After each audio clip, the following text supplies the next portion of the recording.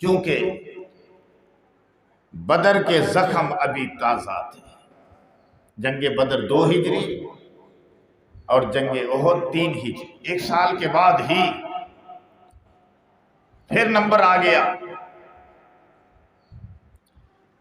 اور شہدائے بدر کی جدائی کا صدمہ ابھی تک تازہ تھا کہ مشرکین مکہ نے ایک عظیم امتحان میں مسلمانوں کو پھر مبتلا کر دیا۔ بدر کے جنگ بدر کے شکست خوردہ مشرکین نے اپنے مقتولین کا بدلہ لینے کے لیے پھر سے مدینہ منورہ پر چڑھائی کا منصوبہ بنا لیا، اور اپنی پوری طاقت کو انہوں نے جمع کیا اور ایک لشکر ترتیب دیا۔ جنگ بدر میں بڑا لشکر ترتیب دیا تھا، وہ 1000 تھے، مسلمان 313 تھے، لیکن اللہ نے 313 کو 1000 پر فتح نصیب فرمائی تھی۔ تو اس مرتبہ انہوں نے اور تیاری کی اور بڑا لشکر ترتیب دیا۔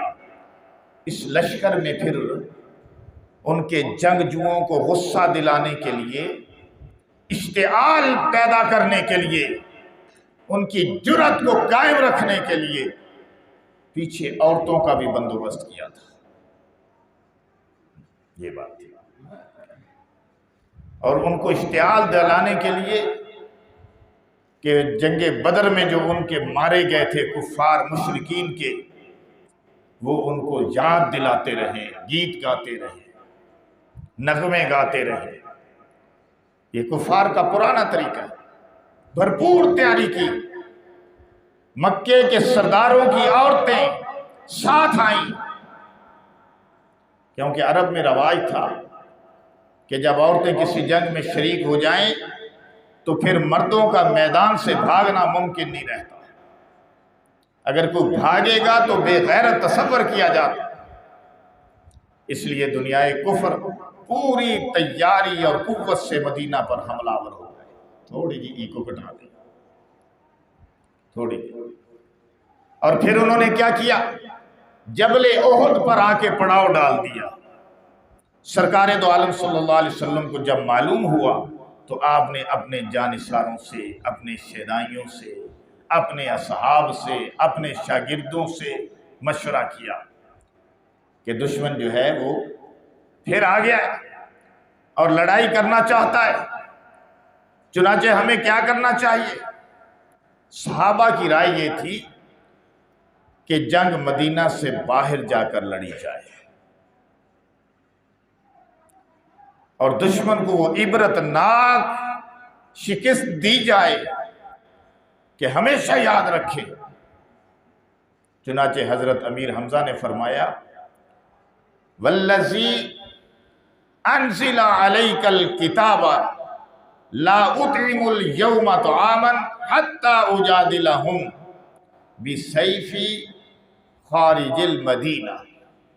قسم اس ذات کی جس کے قبضے میں میری جان ہے، قسم اس ذات کی جس نے آپ صلی اللہ علیہ وسلم پر قرآن نازل کیا ہے، میں اس وقت تک کھانا نہیں کھاؤں گا جب تک کہ مدینے سے باہر اپنی تلوار سے دشمن کے پرچخے نہیں اڑا دیتا۔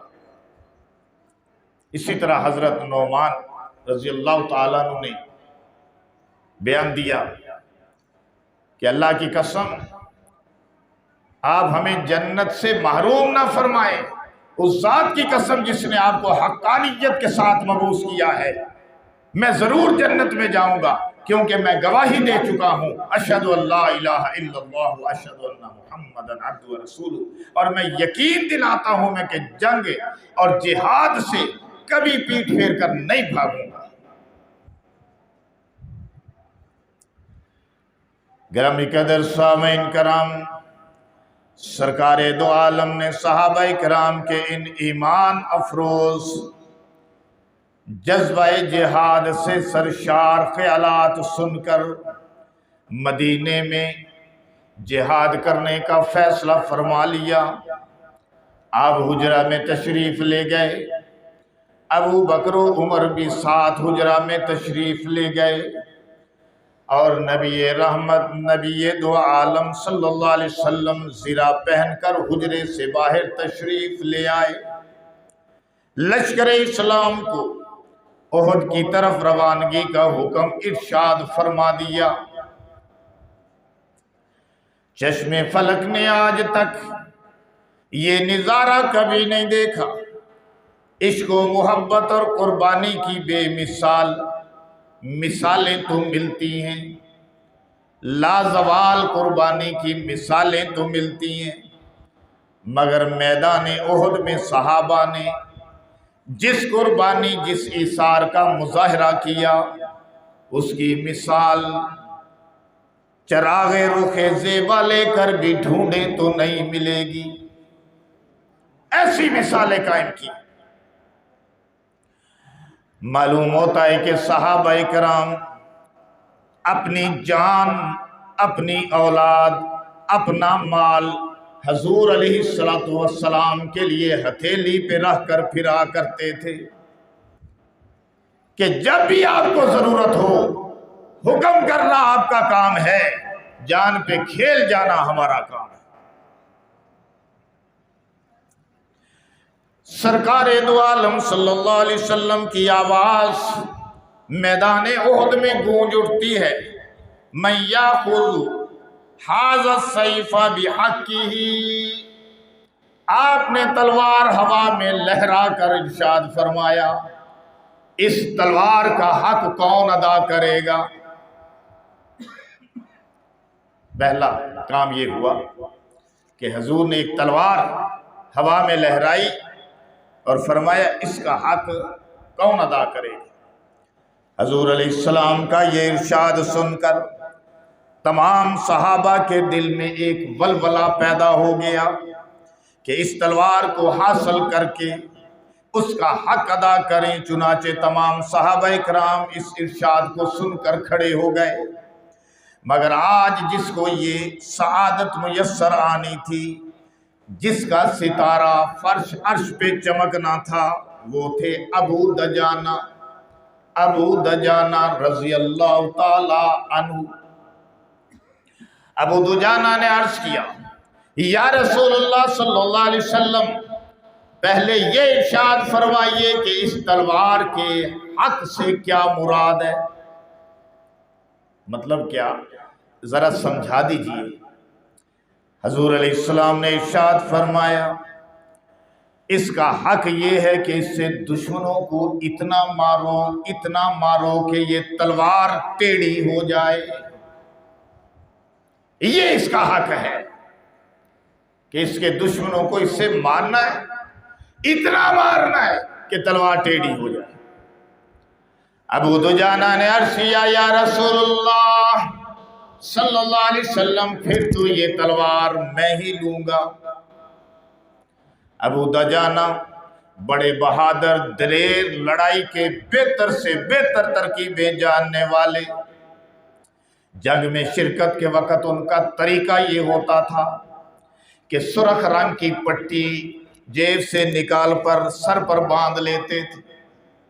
جنگ میں یہ طریقہ ہوتا تھا۔ جیسے یہ بعض دفعہ چھوٹا رومال نہیں لڑکے باندھ لیتے، لیکن آج تو وہ بدماشی کا محسوس ہوتا ہے نا۔ اگر جنگ میں ایسی کیفیت ہو تو پھر ہو سکتا ہے، اب بھی ہو سکتا ہے۔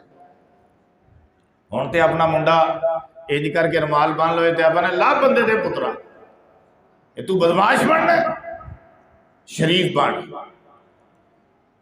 لیکن جنگ کے اندر ایسی ترکیبیں چل جاتی ہیں، کیونکہ جنگ میں تو جرأت دکھانی ہے نا، جرأت، ولولہ دکھانا ہے۔ جب وہ پٹی باندھ لیتے تھے تو اس سے یہ سمجھا جاتا تھا کہ جنگ کے لیے تیار ہو گئے۔ چنانچہ جب رسول اللہ صلی اللہ علیہ وسلم کے دستے مبارک سے انہوں نے تلوار حاصل کر لی تو سرخ پٹی نکال کر باندھ لی، اور پھر اکڑتے ہوئے، تنتے ہوئے، سینہ نکال کر جناب چلتے ہوئے دشمنوں کی صفوں میں پہنچ گئے۔ سرکار دو عالم صلی اللہ علیہ وسلم نے ارشاد فرمایا ان کو دیکھ کر، ایسے ایسے جو چل رہے تھے موڑے مار مار کے اور تنتے ہوئے اکڑتے ہوئے، تو رسول پاک صلی اللہ علیہ وسلم نے ارشاد فرمایا کہ یہ کیفیت جائز نہیں، اللہ کو یہ کیفیت پسند نہیں، مگر جنگ میں پسند ہے۔ سبحان اللہ، اللہ کو یہ چال پسند نہیں مگر جنگ میں پسند ہے۔ ایسے موقع کے لیے کسی نے کیا خوب کہا، اگرچہ ناپسندیدہ ہے ایسی کبک رفتاری، اگرچہ ناپسندیدہ ہے ایسی کبک رفتاری، مگر ایسے موقع پر یہی رفتار ہے پیاری۔ مقدر ڈھونڈتا تھا اس ادائے والہانہ کو کہ عطا کر دی گئی یہ تیغِ براں ابو دجانہ کو۔ سبحان اللہ، جس طرح حضور علیہ السلام نے فتح خیبر کے موقع پر حضرت علی کو جھنڈا عطا کیا تھا اور یوں ارشاد فرمایا تھا ایک دن پہلے کہ کل کو میں یہ جھنڈا اس کو دوں گا کہ جو اللہ اور اس کے رسول سے محبت کرتا ہے اور اللہ اور اس کا رسول اس سے محبت کرتے ہیں۔ لیکن یہ اس موقع کے لیے فضیلت عطا کرنی تھی، ایسے ہر موقع کے لیے حضور نے کسی نہ کسی صحابی کو فضیلت عطا کی ہے۔ کبھی ابو بکر کو عطا کی، کبھی عمر کو عطا کی، کبھی عثمان کو عطا کی، کبھی علی کو عطا کی، کبھی ابی دجانہ کو عطا کی، کبھی ابو ہریرہ کو عطا کی، کبھی عبداللہ بن مسعود کو عطا کی، کبھی عبداللہ بن عمر کو عطا کی۔ ذالک فضل اللہ یؤتیہ من یشاء واللہ ذو الفضل العظیم۔ اسی طرح ابو دجانہ کو خلفائے راشدین پر برتری عطا کرنا مقصود نہیں تھا، بلکہ اس وقت کے اس نسبت کے لحاظ سے فضیلت عطا کرنا مقصود تھا۔ ہم کسی ایک موقع پر عطا کی گئی فضیلت کو لے کر یہ نہیں سمجھ سکتے کہ اب باقی دوسرے صحابہ ختم نہیں، وہ ہر ایک کو ہر موقع کے لیے فضیلت عطا کرنا اس کا علیحدہ اعزاز ہے، علیحدہ تمغہ ہے، اس کو سمجھنا چاہیے۔ احد میں ابو دجانہ کی اس خوبی کو نکھارنا تھا، نہ جھنڈا خلافت نہ جھنڈا خیبر خلافت کی دلیل ہے، نہ تلوار فضیلت علی الصحابہ کی دلیل ہے۔ یہ تلوار فضیلت علی الصحابہ کی دلیل نہیں۔ سیدنا علی المرتضیٰ شیر خدا کو جو خیبر کے مقام پر جھنڈا عطا کیا، تو اس کا مطلب یہ نہیں کہ خلفائے راشدین پر ان کو خلافت عطا کر دی، یہ مطلب نہیں تھا، بلکہ میں یہ سمجھتا ہوں کہ نظام تو انسانوں کے درمیان چل رہا ہوتا ہے مگر مرضی اللہ کی چل رہی ہوتی ہے۔ ابو بکر کو خلافت عطا کرنی تھی پہلے نمبر پر مرضی اللہ کی، عمر کو دوسرے نمبر پر مرضی اللہ کی، عثمان غنی کو تیسرے نمبر پر مرضی اللہ کی، اور علی المرتضیٰ شیر خدا کو چوتھے نمبر پر مرضی اللہ کی۔ نمبر اللہ نے لگائے، تو میں کون ہوتے نمبروں میں گڑبڑ کرنے والے؟ یہ تو نمبر اللہ نے لگائے، ان میں ہم کون ہوتے ہیں گڑبڑ کرنے والے؟ تو میں آتا ہوں پھر موضوع کی طرف کہ اہل سنت کا یہی مسلک ہے، اسی میں ہماری نجات ہے۔ تکبر، اکڑنا، تھنا خدا کو پسند نہیں، خدا کو ناپسندیدہ ہے، مگر یہ سب کچھ جب خدا کے لیے ہو تو یہی اکڑنا عبادت بن جاتا ہے۔ یہی اگر خدا کے لیے ہے تو یہی اکڑنا عبادت بن جاتا ہے۔ تو بہرحال گرامی قدر سامعین کرام، حضرت ابو دجانہ نے ماتھے پر سرخ پٹی باندھ لی اور اکڑ اکڑ کر چل رہے میدان جہاد میں مشرکین پر جلال الہی بن کر ٹوٹ پڑے۔ زبان پر یہ ترانہ جاری تھا، انا الذی عاہدنی خلیلی وَنَحْنُ بِالسَّيْفِ لَدَيَّ النَّخِيلِ ला अकूमु दहरा फिल कय्यूली अज़रिबु बिसैफिल्लाहि वर्रसूली, मैं वही हूँ जिससे मेरे हबीब ने खजूर के दरख्तों के करीब पहाड़ के दामन में अहदो पैमान लिया। मैं खड़े होकर आखिरी सफ तक मुकाबला करता रहूँगा, क्योंकि मेरे हबीब ने, मेरे रसूल ने मुझसे इकरार लिया, अल्लाह और उसके रसूल की तलवार बराबर चलाता रहूँगा। हज़रत अबू दुजाना दुश्मन की सफ़ों में घुस गए और बड़े बड़े मुशरक जर्नैलों को ठिकाने लगा दिया। मैदान जंग में हिंदा सामने आ गई, मगर आपने उसको कत्ल करने से अपनी तलवार को रोक लिया, ताकि रसूलुल्लाह की तलवार से औरत कत्ल ना हो। ये भी तकद्दस था उस तलवार का, ये रसूलुल्लाह की तलवार का तकद्दस था। मैदान जंग में भी औरत के वजूद से तलवार को दूर रखा। इस दौर के पीर फकीर, इस दौर के बनावटी पीर फकीर औरतों के जिस्म पर हाथ फेरते हैं, उनके हाथ हाथों में ले लेते हैं, दम करने के बहाने क्या क्या कुछ नहीं करते। उनको सोचना चाहिए कि जब अबू दजाना ने तलवार एक औरत पर नहीं चलाई कि ये रसूलुल्लाह की तलवार है, तो हम कौन होते हैं कि किसी औरत को बैत करने के लिए उसके हाथ अपने हाथों में ले ले। बहरहाल हो तो बहुत कुछ रहा है ना, लेकिन हम अभी उस तरफ जाने का टाइम ही नहीं है हमारे पास। बिला हिजाब औरतों को सामने बिठाना और फिर उनसे बातें करना, ये रसूलुल्लाह सल्लल्लाहु अलैहि वसल्लम की तालीमात नहीं। बहरहाल मैं अर्ज़ ये कर रहा था कि सहाबा देखते थे जानिसारी अबू दजाना की, सहाबा देखते थे जानिसारी अबू दजाना की कि थी बैठी हुई एक धाक इस मर्द यगाना की। पूरे मैदान में रसूलुल्लाह की बख्शी हुई शमशीर चलती थी, गोया स्पाए गर्दशे तकदीर चलती थी। वो सब अफसर जो बुनियादे फसादे जाहिलाना थे, वही जंगे उहुद में ज़ेरे तेगे अबू दजाना थे। हजूर की अता की हुई तलवार थी ना। हिंदा जब सामने आई तो अबू दजाना कहने लगे, क्या मालूम है मुझको, कहा मालूम है मुझको, तेरी फितना अंगेजी तेरी आंखों से जाहिर हो रही है, हुए खून रेजी। तरा बाहर शफीए दो जहां देता हूं मैं तुझको, जा चली जा। तरा बाहर शफीए दो जहां देता हूं मैं तुझको, तो कोई भी हो, तू कोई भी हो, औरत हो, अमा देता हूं मैं तुझको, जा चली जा। कोई भी है, औरत तो है।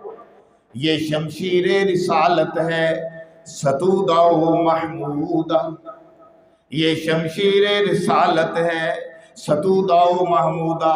करूंगा मैं ना औरत के लहू से इसको आलूदा, मैं औरत के लहू से इस पाक तलवार को आलूदा नहीं करना चाहता, जा चली जा।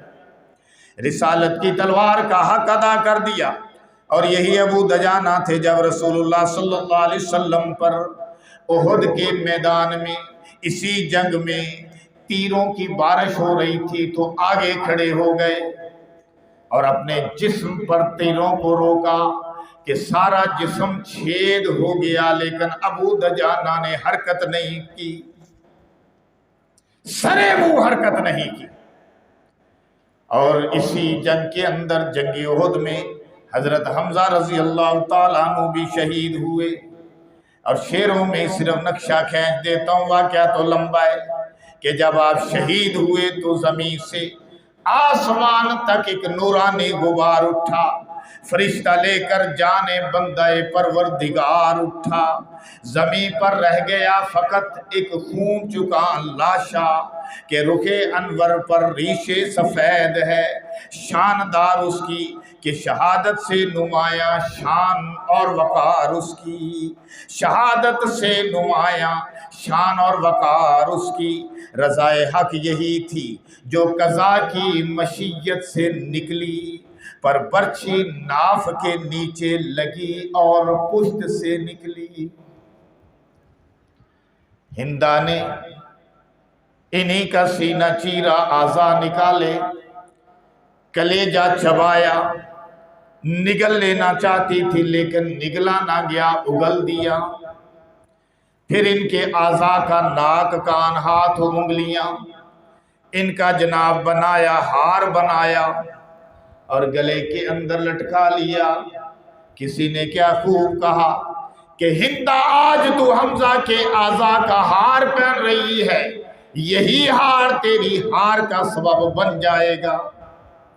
اور وہ وقت آیا کہ جب ہندا مسلمان ہو گئی، پھر وہ وقت بھی آیا جب ہندا مسلمان ہو گئی۔ حضور رحمت للعالمین تھے، حضور پاک صلی اللہ علیہ وسلم نے کلمہ پڑھا دیا اور اپنی رحمت کی آغوش میں لے لیا۔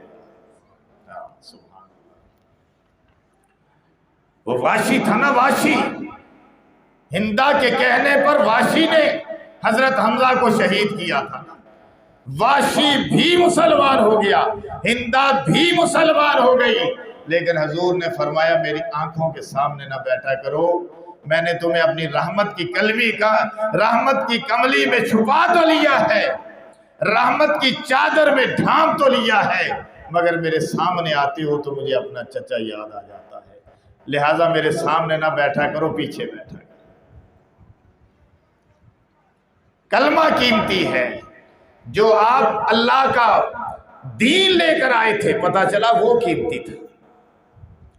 گرامی قدر مختصر کر کے واقعہ سنا دوں، میدان جناب جہاد کے اندر جب آواز لگی حیا علی الجہاد، حیا علی الجہاد، ادھر آواز لگنی تھی، ادھر حضرت حنظلہ رضی اللہ تعالیٰ عنہ کی شادی ہوئی، شب عروسی تھی، اور جناب سہاگ رات تھی، آپ کو شب عروسی کی شاید سمجھ نہ آئے۔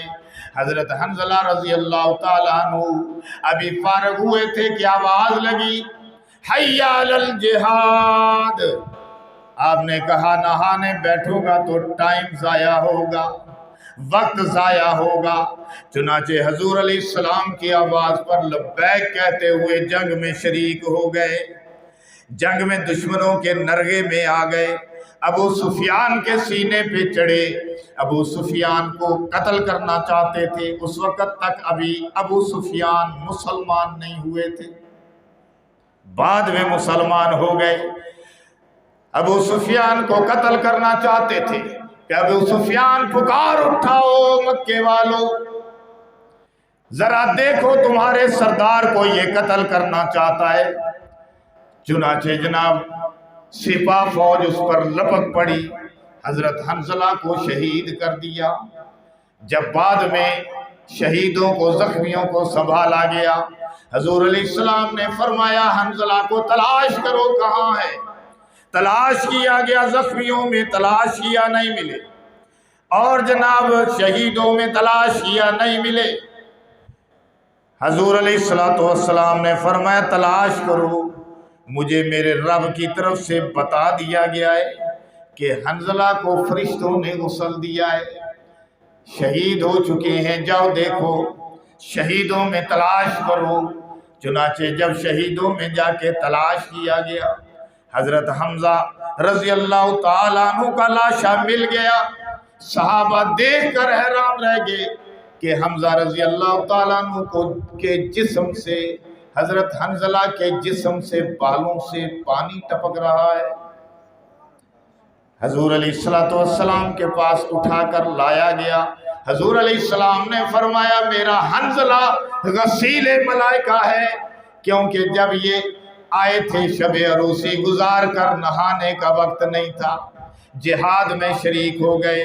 जब ये शहीद हुए, चुनाचे शहीद को तो गुस्ल देना ज़रूरी नहीं, चूंकि ये जनाबत की हालत में थे, अल्लाह ने फरिश्तों को हुक्म दिया, जाओ मेरे अबू दजाना को बादल के पानी से गुस्ल देकर आओ। चुनाचे हमजा को बादल के पानी से गुस्ल दिया गया। सुबहान अल्लाह। और ये हंजला ही की जनाब, हंजला ही की सादत थी। ज़ालिका फ़ज़्लुल्लाहि युतीहि मन यशाउ वल्लाहु ज़ुल फ़ज़्लिल अज़ीम। ग्रामी कदर सहाबा इकराम की कुर्बानियाँ, सुबहान अल्लाह, कि उन्होंने जान, माल, वक्त, बीवी बच्चे हजूर अलैहिस्सलाम पर कुर्बान कर दिए। और ये सहाबा की कुर्बानियों का समर है कि आज हम मुसलमान हैं, आज हम कलमा गो हैं, आज हम इस्लाम का नाम लेवाएं। लेकिन बात एक याद रखो, हमें माँ की गोद के अंदर कलमा नसीब हो गया, हमें कोई कुर्बानी नहीं देनी पड़ी। बेडों पे, बेहतरीन बिस्तरों पे जनाब एसी लगे हुए, बेहतरीन सहूलतें मौजूद हैं, मस्जिदों में भी मौजूद हैं, एसी हैं, पंखे हैं, बेहतरीन इंतज़ाम है, पानी है, सफाई है, सुथराई है। इसके बावजूद मस्जिद नहीं आया जाता। वो सहाबा इकराम कि जिन्होंने सिर्फ इबादतें नहीं की बल्कि अपनी जान देकर इस इस्लाम के गुलशन को सदाबहार किया, हम उनको भी तो देखें ना।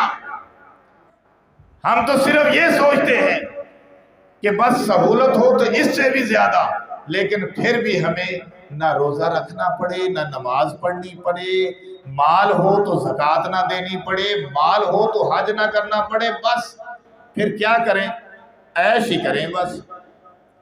तो ये जो दुनिया की ऐश है ना, फिर ये आखिरत में घाटे का सामान बन जाएगी। अगर आखिरत में कामयाब होना चाहते हैं, कद अफलाह मन तज़क्का, तहकीक कामयाब हो गया वो शख्स कि जिसने अपने नफ्स को पाक किया। कद अफलाह मन तज़क्का व ज़कर अस्म रब्बिही फसल्ला, जिसने अपने रब का नाम लिया और नमाज पढ़ी। अभी अभी रमज़ानुल मुबारक गुजरा है और अभी हम अपना हाल क्या देख रहे हैं। सुबह दी नमाज ते बंदे गायब हो गए, जोर वेले गायब हो गए, असर वेले गायब हो गए, मगरब वेले गायब हो गए, इशा वेले बिल्कुल रिमूव हो गए। ये रमज़ान शरीफ वाले मुसलमान किधर गए? अगर ये महल्लों में नहीं थे, अगर घरों में नहीं थे, तो फिर ये रमज़ान शरीफ में कहाँ से निकल आए? जब रमज़ान शरीफ में आ गए तो भाइयों, रमज़ान शरीफ में सिर्फ नमाज फ़र्ज नहीं बल्कि नमाज पूरी ज़िंदगी में हर रोज़ 24 घंटे फ़र्ज है, सिर्फ रमज़ान में फ़र्ज नहीं। हमने समझा सिर्फ रमज़ान में, असल में हम ये चाहते हैं कि बस एक दिन हो, एक महीना हो, बस एक रात हो तो हमारा काम बन जाए और बाकी हमारी छुट्टी। ये मुसलमानी नहीं, ना ही ये अंदाज़े मुसलमानी है। अल्लाह को ऐसी मुसलमानी कबूल नहीं। इसलिए हम मुसलमान बने और पूरी तरह मुसलमान बने, 100% अपने ऊपर इस्लाम को लागू करें, फिर इंदल्लाह कामयाबी है। अल्लाह पाक मुझे और आपको अमल की तौफीक अता फरमाए। व आखिरु दावाना अनिल हम्दुलिल्लाहि रब्बिल आलमीन।